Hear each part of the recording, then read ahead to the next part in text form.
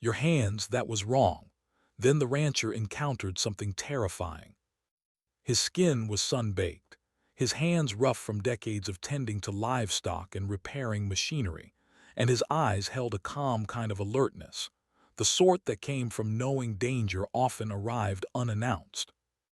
The small Martian colony where Jeb lived was a mixture of dome-shaped habitats, metal corrals, and greenhouse-like structures. It was not glamorous, it was survival.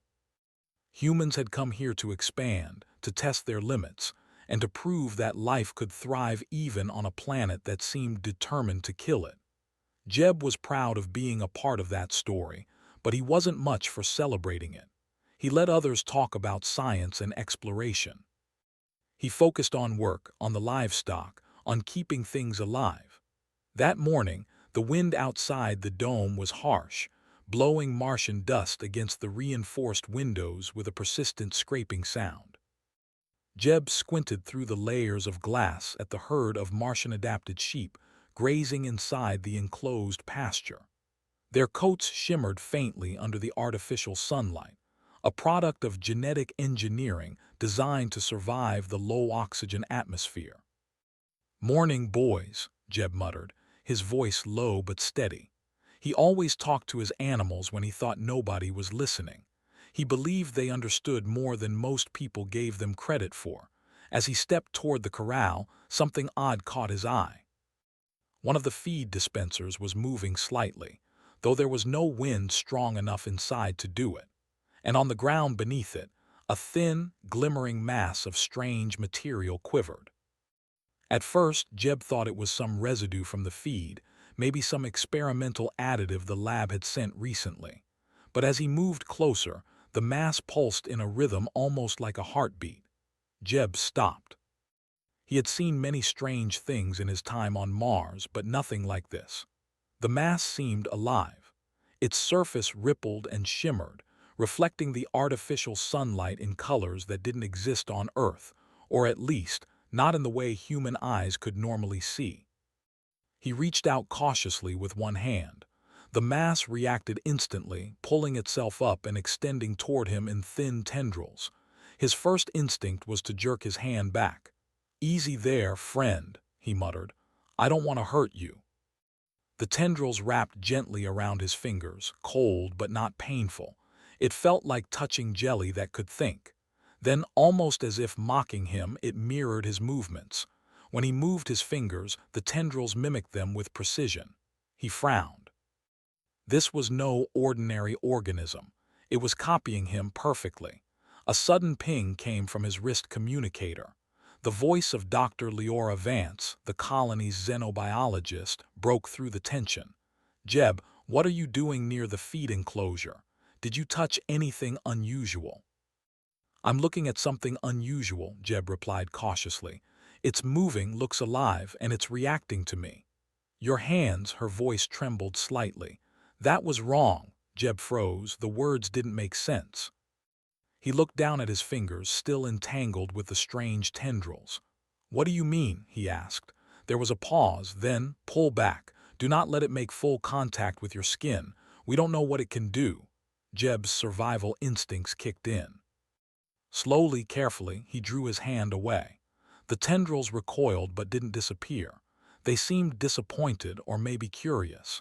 Either way, they stayed attached to the feed dispenser like a spider waiting for prey. He examined the organism more closely. Its surface shimmered and shifted in patterns that almost resembled veins or circuits. When he touched the closest strand, it pulsed in response. He was certain of one thing: this wasn't an animal. It wasn't a plant. It was something entirely new, something intelligent. The sheep in the corral hadn't noticed it yet, grazing calmly, but Jeb knew they were sensitive to the slightest changes. If this creature wanted to reach them, it could. The thought made his stomach tighten. "Leora," he said into his communicator, "I'm gonna need you here. I don't know what this is, but it's thinking, I think." "Don't touch it anymore, Jeb." Leora's voice was now sharp with fear. "And for the love of Mars, don't try to contain it yourself. Keep your distance. I'll be there in 15 minutes. I'll bring the equipment. Just stay back." Jeb nodded, even though she couldn't see him. He stepped back from the organism and surveyed the rest of the corral. Everything else looked normal, but he knew appearances could be deceiving. Mars had taught him that. One wrong step and survival was over. While waiting, he kept an eye on the organism. Its tendrils twitched and stretched as if testing the air, the boundaries, even him. Then, unexpectedly, it split into two smaller forms, both moving independently but still mirroring his earlier gestures. Jeb frowned. Intelligence wasn't just in survival, it was in strategy, and this thing was learning. The communicator beeped again. Leora's voice returned, calmer but firm. Jeb, stay calm. Do not provoke it. If it's learning, then we need to observe before we act. Take notes, record its movements. Jeb did as instructed. He noted every pulse, every mirroring action. His eyes narrowed as he realized something remarkable. While it could mimic movement, it couldn't think ahead. When he moved unpredictably, the tendrils hesitated for a fraction of a second before following. That split-second hesitation could be critical. The wind outside howled, rattling the dome. Jeb took a deep breath. He'd faced dust storms, equipment failures, and rogue livestock, but this was different. This was something that had never existed before. Something that could, potentially, change the way humans understood life itself. After what felt like an eternity, Leora arrived, accompanied by two technicians carrying containment devices and scanners. They wore protective suits, their faces hidden behind reflective visors. The moment they entered, the organism froze, as if aware that it was being observed. "Step back," Leora instructed calmly, though her hands shook slightly. She activated a scanner that projected a faint blue light across the creature. The tendrils retracted, retreating slightly from the beams. Jeb couldn't tear his eyes away. The organism was beautiful in a terrifying way. It shimmered, it pulsed, it watched. And though it could mimic, it could not understand. That, he realized, was humanity's advantage. Humans could improvise, think creatively, and survive in ways no other species or this organism could. He looked at Leora. "Whatever this is," he said quietly, "it's smart. Smarter than anything I've seen, but it's not smarter than us." Leora nodded, her visor reflecting the pulsing light of the organism. "Let's hope you're right, Jeb, because if it learns too fast, the colony won't have a chance." Jeb clenched his hands, feeling the rough skin, the calluses earned over decades. They were human hands, flawed, strong, and capable of thinking in ways the organism could never copy. And in that moment, he understood something crucial. The real test wasn't just survival. It was ingenuity. It was human creativity. And it might be the only thing standing between the colony and disaster. The creature pulsed once more, almost impatiently, as if it knew the humans were watching. Jeb felt a chill, but also a spark of determination. Whatever this was, whatever it wanted, he wouldn't let it take the colony. The battle of minds had begun. And Mars was about to witness a new kind of fight. A fight where human intuition, courage, and ingenuity were the only weapons against an intelligence unlike any other. Jeb Harding didn't sleep that night. He sat on a metal crate in the corner of the livestock dome, eyes fixed on the strange, pulsing organism that now rested beneath the feed dispenser. Its tendrils twitched occasionally, as though it were dreaming or plotting. Every time Jeb thought he understood it, it moved in ways that made him pause. There was intelligence there, but it wasn't human intelligence. Not yet. Dr. Leora Vance, the colony's xenobiologist, stayed beside him, her tablet glowing softly in the dim dome light. She was younger than Jeb, barely 38, with sharp eyes and a mind that worked faster than most people could follow. She had dedicated her life to studying life forms no one else dared to touch, but even she looked tense. "We need samples," she said finally, breaking the silence. Her voice was low but firm. "We need to know what we're dealing with before it spreads. If it can mimic human tissue, it could infect the livestock, or worse, the colony itself." Jeb shook his head. I don't like the idea of touching it again. That thing, it felt alive. It responded to me. It knew when I moved wrong. Exactly, Leora said. That's why we have to be careful and methodical. If we understand its biology, we can find its weaknesses. We can predict its behavior. The colony's alarms had gone quiet, but the unease remained. Word of the discovery had already spread, and whispers of fear moved faster than the red dust outside. Humans weren't strangers to danger. They had survived on Mars for years, but this was different. They were facing a life form that could observe, learn, and adapt in ways they had never encountered. The first step was containment. Jeb and Leora worked together to move the organism into a reinforced observation chamber. The walls were lined with thick, transparent panels that could withstand impacts far stronger than human strength. As they carefully coaxed it with a combination of tools and gestures, the organism pulsed, almost rhythmically, like it was aware of every movement. Once inside, Leora activated the scanners. Blue light filled the chamber, mapping every tendril, every pulse, every microscopic movement. Data streamed onto her tablet, and she muttered under her breath as she analyzed it. "This is extraordinary," she said. "Its structure is semi-biological. Part organic, part something else, some kind of self-organizing material. It can replicate biological matter it touches, but it doesn't have cells the way Earth life does. It's synthetic organic, and it's learning from us." Jeb leaned against the wall, arms crossed. "Learning. How fast?" Leora frowned. "Faster than anything I've ever seen, but there's a limit. It can only mimic, not create. It follows patterns. If we do something unexpected, it hesitates. That hesitation is our edge." Jeb nodded slowly. That sounded familiar. Humans had always survived against stronger, faster predators, not because they were the fastest, but because they could think, improvise, and adapt. This creature might copy their moves, but it could never predict the unpredictability of a human mind. For hours they observed it. The organism reacted to every motion, every sound, every vibration. When they clapped near it, the tendrils flinched. When Jeb moved his hand slowly, it mirrored him. But when he tried irregular patterns, something strange happened. The organism paused, pulsing rapidly, almost as if confused. "It's like it's learning, but it doesn't understand the meaning behind the movements," Jeb said quietly. "Exactly," Leora replied.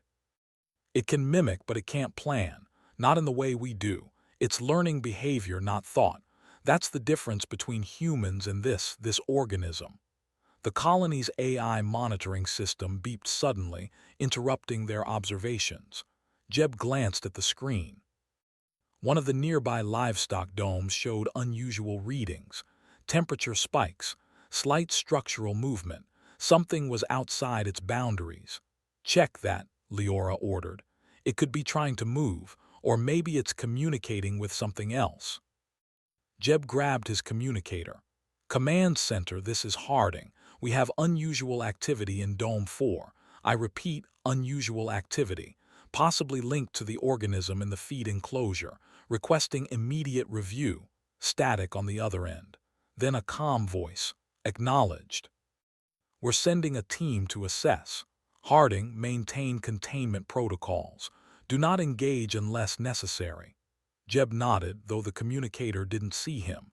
He returned to the observation chamber, studying the organism.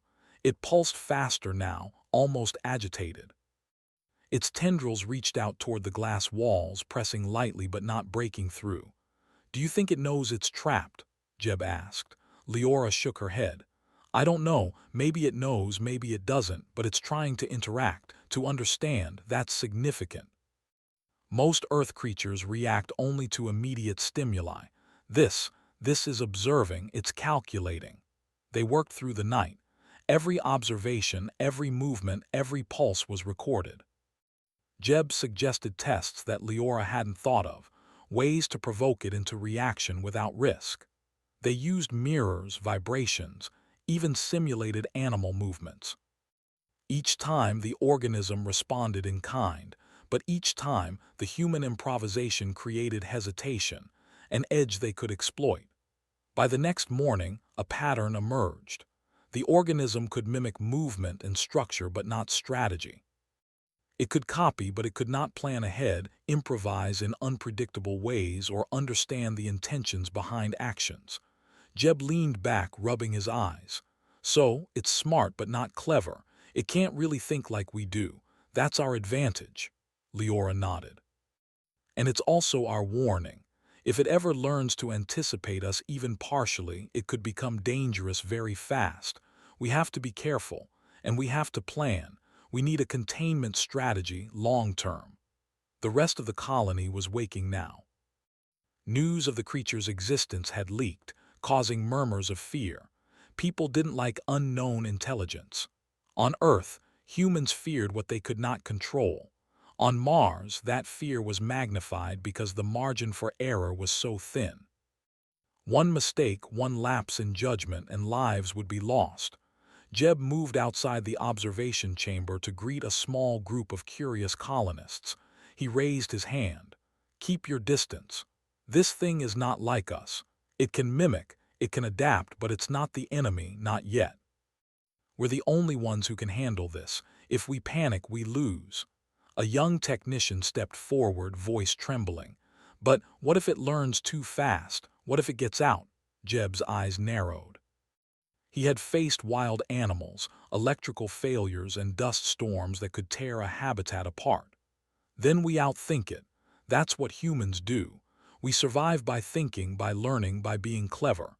This thing can mimic, yes, but it can't create, it can't improvise. That's our advantage, remember that.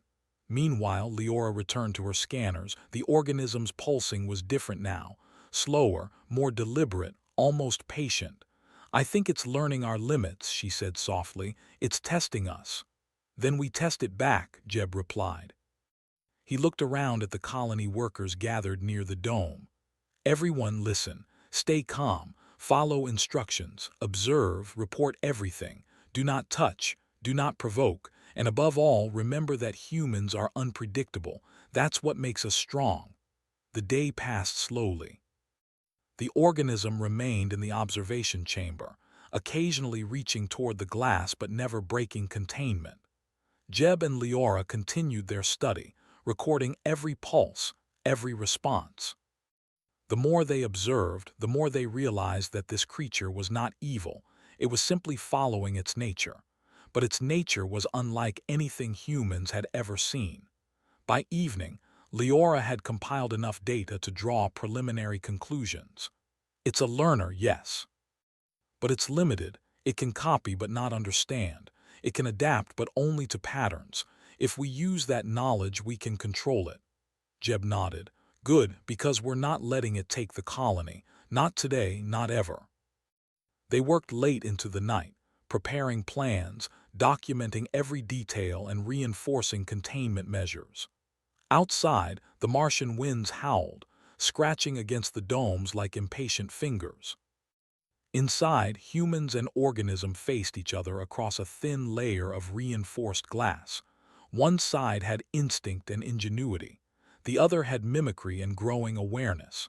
And for the first time, Jeb felt the thrill of a true challenge. This was not just survival. This was a test of human creativity and courage, a test that would define the future of the colony. He looked at the organism once more. Its tendrils twitched slowly, almost lazily, but he knew better. It was learning, and so were they. "Tomorrow," Jeb whispered to himself, "we see how clever you really are." The next morning, Jeb Harding awoke to a sky streaked with pale orange. The Martian winds had settled, leaving a quiet stillness that felt unnatural. For most people, the calm might have been comforting. But Jeb had learned the hard way. Quiet on Mars was never just quiet. It was a warning. He dressed quickly, pulling on his rugged overalls and reinforced boots. In the dim light of the dome, the soft hum of life support systems mixed with the faint squeaks of the genetically modified livestock. Everything seemed normal, but Jeb's instincts told him otherwise. "Morning," he muttered to Leora, who was already at the observation chamber, her visor reflecting the pulsing organism inside. "Any news overnight?" "Nothing unusual," Leora said, though her voice carried a tension she tried to hide. "It didn't attempt to escape, didn't breach containment, but it's changing, slowly. Its pulses are stronger, more deliberate. I think it's studying us now." Jeb frowned. He stepped closer to the chamber, watching the tendrils reach out almost lazily, then retract. "Studying us, huh? Just like a predator learning its prey." "Exactly," Leora replied. "And unlike prey, we're not predictable, but that doesn't mean it won't try." Jeb's communicator beeped. A technician from another dome reported something unusual, a movement in the livestock pens not linked to the usual animals. Jeb grabbed the communicator. "This is Harding," he said. "Describe the movement." It's like a shadow," the technician said, voice trembling. "I can't tell what it is, but it's fast and alive." Jeb's jaw tightened. "Stay calm, keep your distance, observe, report every movement." He ended the transmission and turned to Leora. "Looks like it's testing the limits today." They suited up and went outside the dome toward the livestock pens. Even in the protective suits, the thin Martian atmosphere made movement sluggish, but they were careful, moving slowly, deliberately. The pen was quiet when they arrived. Then, without warning, a cluster of tendrils shot up from the ground, writhing like snakes. They stretched toward the nearest sheep, but Jeb acted before the creature could reach them. He stomped loudly, kicking dust toward the tendrils. The organism recoiled, then pulsed, analyzing the action. "It's learning," Leora whispered. "It's trying to understand the herd and us." Jeb nodded, scanning the area. The organism's tendrils split and moved in multiple directions, testing boundaries. But they hesitated when confronted by unexpected movements. That split-second hesitation was all humans needed. Jeb moved unpredictably, flanking the tendrils while Leora used her scanner to track their reactions. "See that?" Jeb said. "It can't predict what we'll do next. It copies, but it doesn't anticipate." Leora's fingers flew across her tablet. "Yes, it's a mimic, not a thinker. That gives us an advantage. If we control the environment and force it into patterns, we can anticipate its reactions instead of letting it surprise us." The organism pulsed faster, almost angrily. Then it did something unexpected. It began moving toward the water supply system. If it reached the tanks, the colony could face contamination. Jeb's heart pounded. This was more than a test. It was a potential threat. "Split up," Jeb ordered. "I'll draw it back. Leora, secure the tanks." He sprinted toward the tendrils, kicking up dust. The organism mirrored him almost instantly, extending to match his movements. But when Jeb changed direction suddenly, moving sideways instead of straight, the tendrils hesitated. That hesitation gave him enough time to grab a reinforced net from the supply cache and throw it over a cluster of tendrils. The organism pulsed violently, as if shocked, then retracted slightly. Jeb gritted his teeth. It was strong and fast, but it could not think ahead. Every action required a reaction. Every strategy had a limit. Meanwhile, Leora worked quickly, activating a series of barriers and containment fields around the water tanks. The organism seemed frustrated, pulsing rapidly, its tendrils twitching in all directions. Jeb could almost feel its confusion. "Nice work," he called, ducking under a swinging tendril. "It's smart, but we're smarter." Leora's visor reflected a small smile. "We just need to keep predicting, keep improvising. It can't handle surprises." The organism, sensing it was cornered, pulsed one last time, then withdrew toward the feed dome. It was not defeated, only temporarily delayed. Jeb watched it retreat, noting its pattern. It attacked in bursts, testing boundaries, then paused to analyze. It wasn't reckless, it was calculating. "This isn't the end," Jeb muttered. "It's learning, and we can't let it get too confident." They returned to the observation chamber, exhausted but alert. Leora analyzed the data they had collected. "It's adaptive. Each encounter gives it information. but it still cannot improvise beyond simple mimicry. If we keep changing our tactics, we maintain control.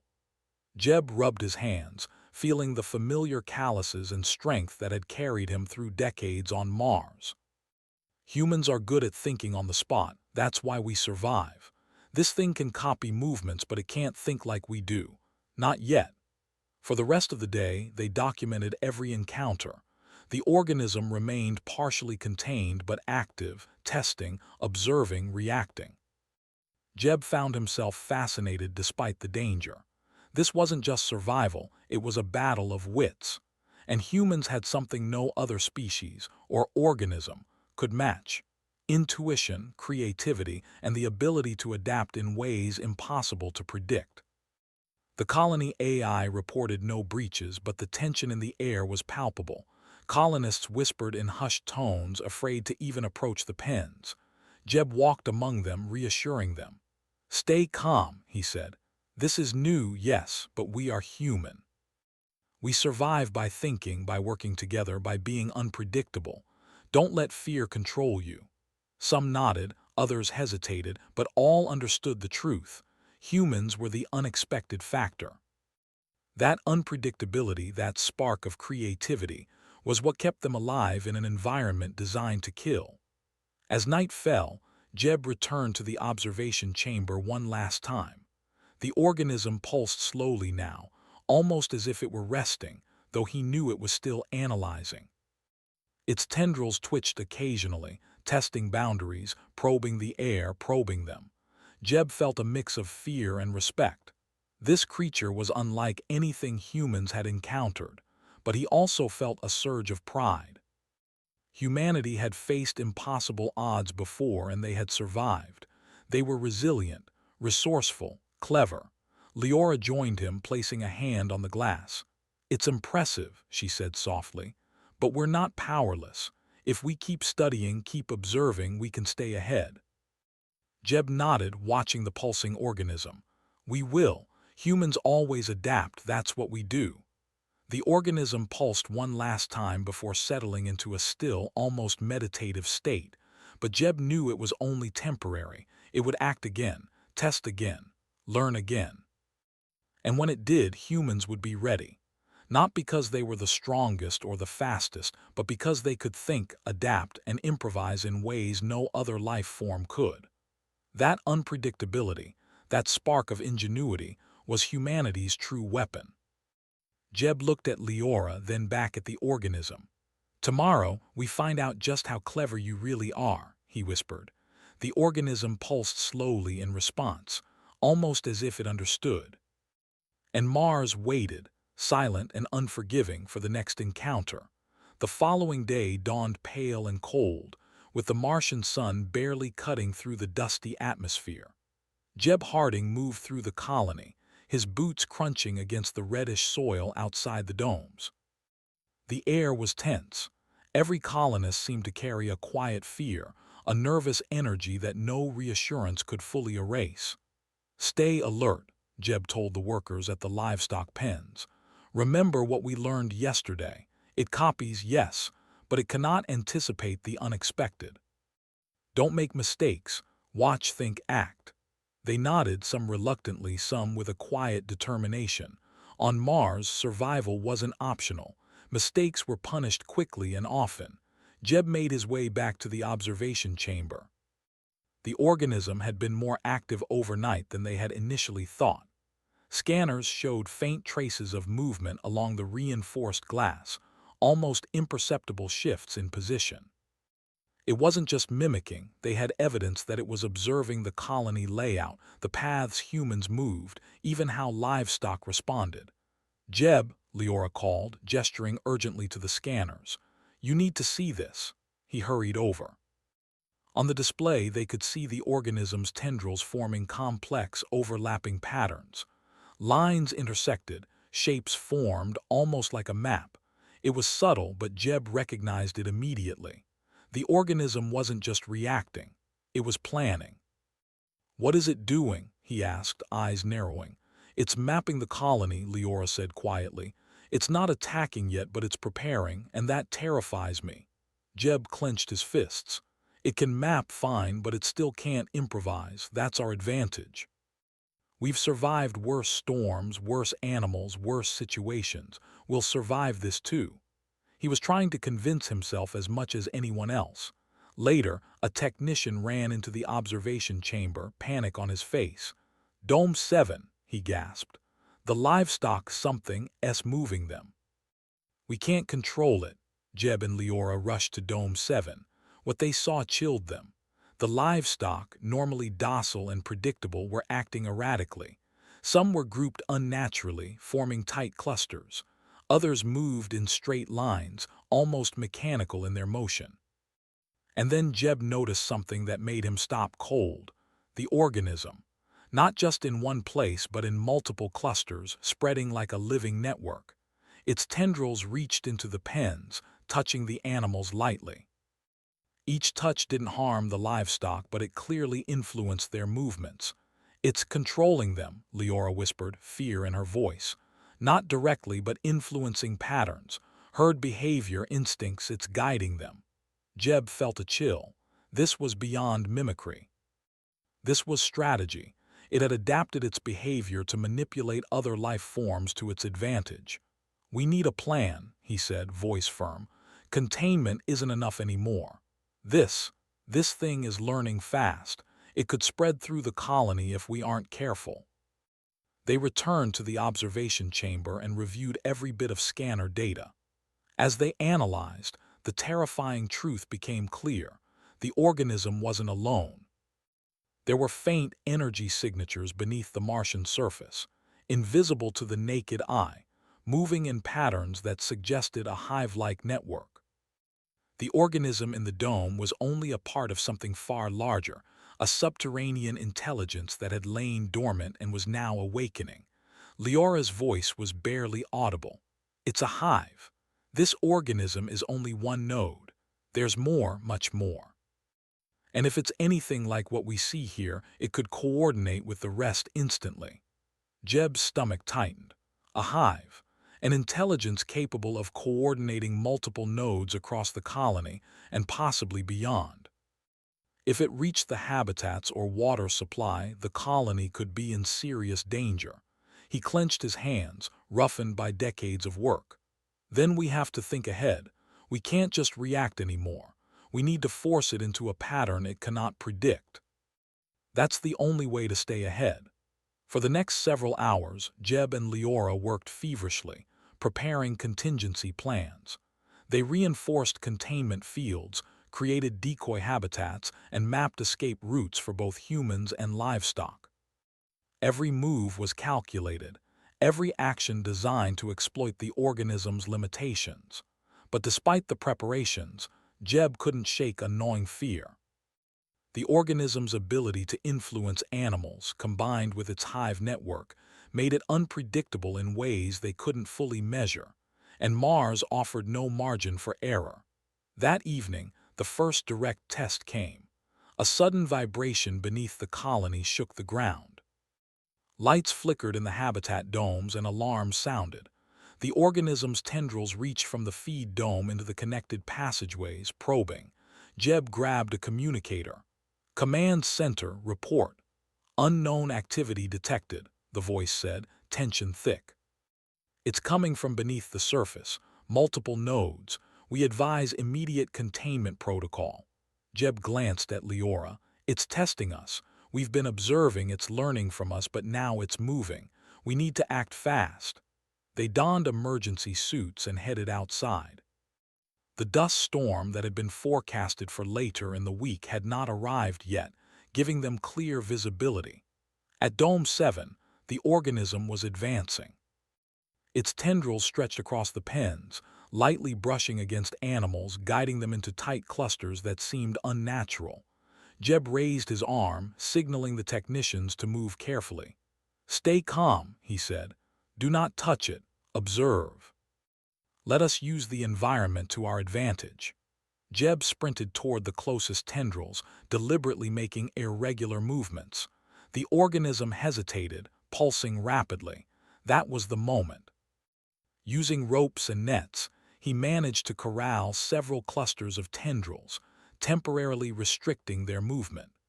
Meanwhile, Leora activated barriers around the water tanks and other critical resources. The organism pulsed angrily, its tendrils retreating slightly, then probing again. It was persistent, calculating, but still limited by its reliance on mimicry. Jeb realized something important. This was not brute force. The organism was testing, learning, exploring, gathering data. It could mimic, influence, and coordinate, but it could not improvise in ways humans could. That was still their advantage. As the night wore on, Jeb and Leora continued their countermeasures. The organism retreated into the feed dome, pulsing slowly, almost as if observing their reactions. The livestock returned to normal behavior, but the tension remained. Everyone knew that this was only the beginning.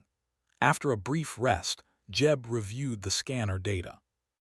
The subterranean network was active, nodes spreading beneath the colony. The hive was learning from every encounter, mapping the colony, predicting patterns, but every encounter also revealed its limitations. Leora looked over his shoulder. "It's impressive," she said quietly. "But it can't think like us. It can't plan beyond immediate reactions. That's our advantage. That's why humans survive." Jeb nodded, eyes fixed on the pulsing organism.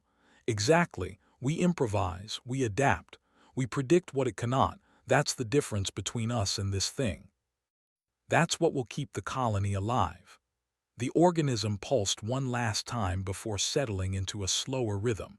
It was resting, but Jeb knew better. It was always observing, always learning, and the hive beneath the surface was waiting. As he walked back through the colony, checking on the workers and livestock, Jeb felt a deep sense of responsibility. This was not just survival. This was a test of human ingenuity, courage, and resilience. They were facing a new kind of intelligence, one that could not be defeated by strength alone. But humans had something no other life form could match: creativity, intuition, and the ability to think unpredictably. And in that unpredictability lay their greatest weapon. Jeb clenched his fists, feeling the strength in his roughened hands. They were human hands, strong, capable, and clever, and they would be used to protect the colony, no matter the cost. He looked at the pulsing organism, then at the red Martian horizon. "Tomorrow," he whispered to himself, "we push back, and we show you just how clever humans really are." The organism pulsed again, almost like a heartbeat, as if acknowledging the challenge. Mars waited silently, its surface cold and unforgiving, for the next confrontation. And humans, as always, were ready. The Martian morning broke cold and quiet, but the tension in the colony was palpable. For days, Jeb Harding and Dr. Leora Vance had studied the organism and its hive network. They had observed, learned, and prepared. Every scanner, every barrier, every plan was ready for what they knew would come: the organism's next move. Jeb walked among the colonists, his boots crunching on the red dust. Everyone was alert. Some were nervous, others had resigned to the reality of life on Mars. Danger was always nearby, and survival depended on vigilance, courage, and ingenuity. "Stay sharp," Jeb said, voice low but firm. "This is not just another test, it's a challenge, and remember, we are humans. We improvise, we adapt, that's why we survive."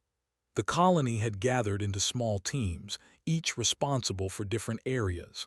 The livestock pens, water tanks, and habitat modules were under constant watch. The organism in the feed dome pulsed slowly, its tendrils twitching, as if aware of every move the humans made. "Jeb," Leora said, her voice tense, "I've been analyzing the hive network beneath the surface. It's active. Multiple nodes are extending, reaching toward the colony. If it links them all, containment might fail." Jeb frowned. "Then we can't wait. We act first, unpredictably, hit it where it doesn't expect." They suited up and prepared to enter the organism's dome. Protective gear, scanners, containment nets, and decoy devices were all ready.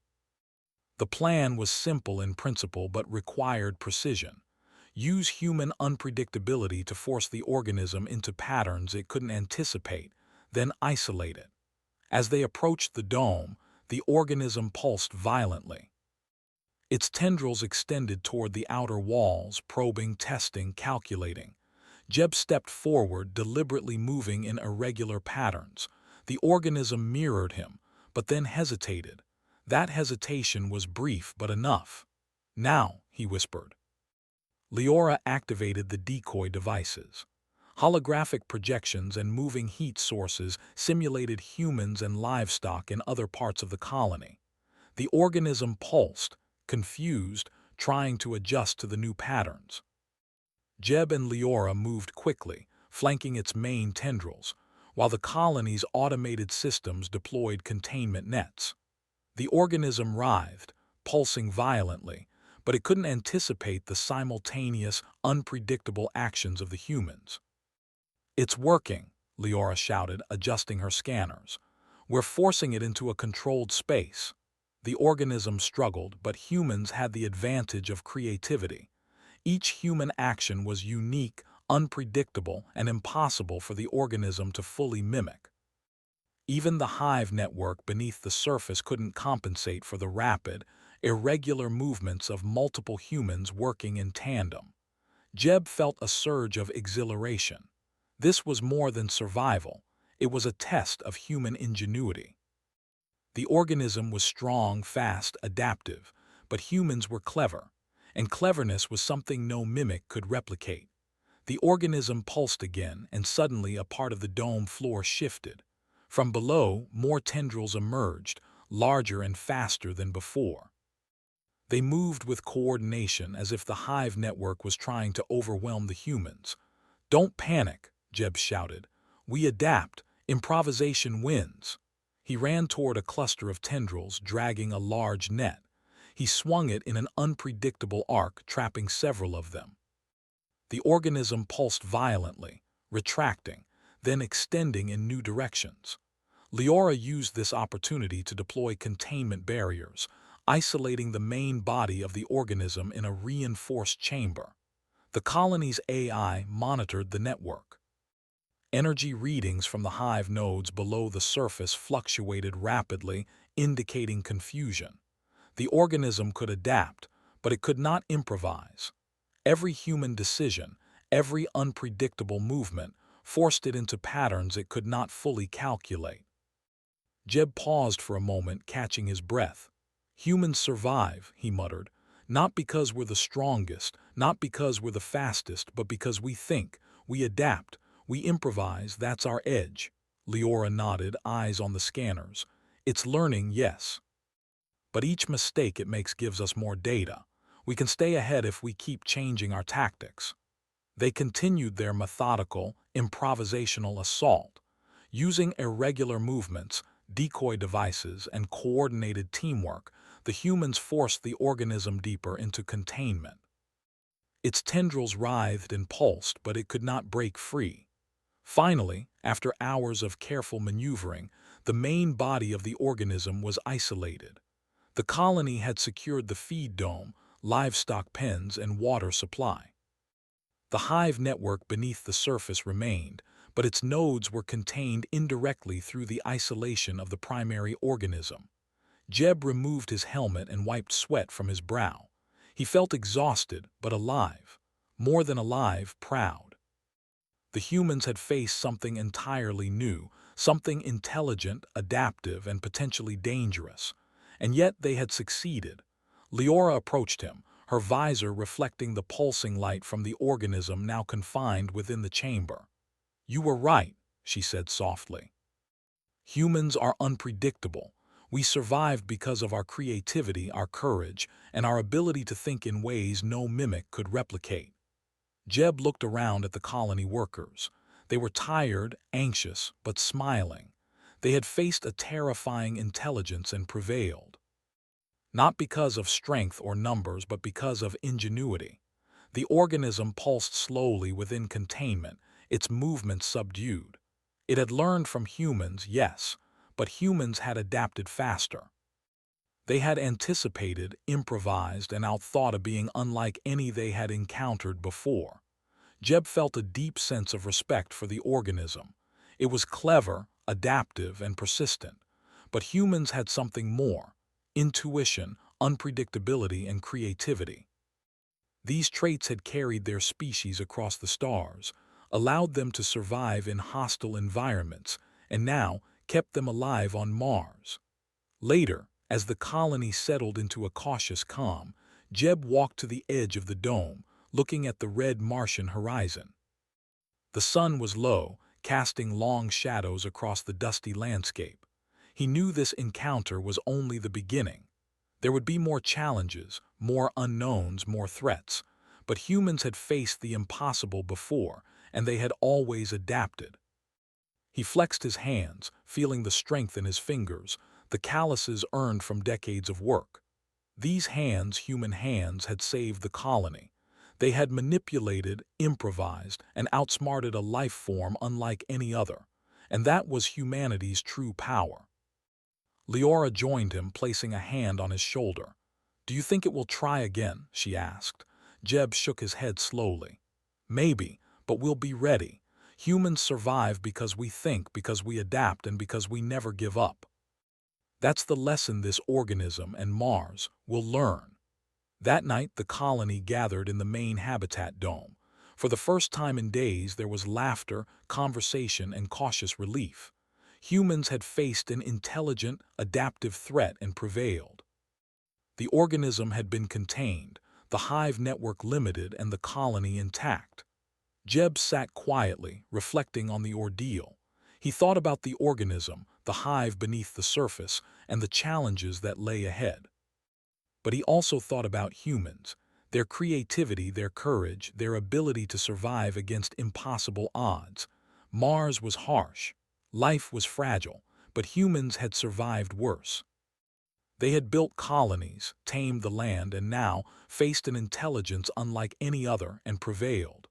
The organism pulsed faintly within its containment chamber. It had learned, yes, but humans had adapted faster.